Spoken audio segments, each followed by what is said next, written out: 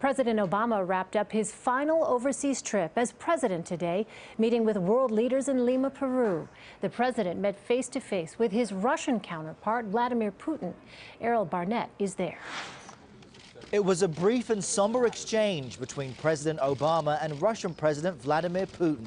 According to the White House, the 4-minute meeting focused on Ukrainian sovereignty and a push for further cooperation in Syria. This is the first meeting of the two men since the election of Donald Trump, who has repeatedly praised Putin's strength. We've demonstrated what's possible when our two countries work together.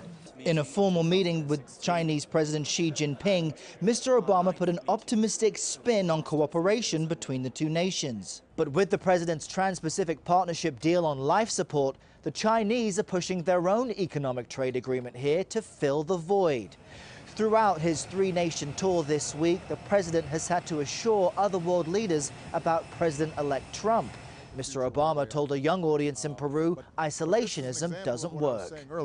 If we think only about very narrow terms about our borders and what's good for us and ignore what's happening everywhere else, eventually it will have an impact on us whether we like it or not, because the world is just much smaller than it used to be. Now, the president suggested Mr. Trump may be willing to adjust current trade deals and that the world should give the president-elect time to develop his policies.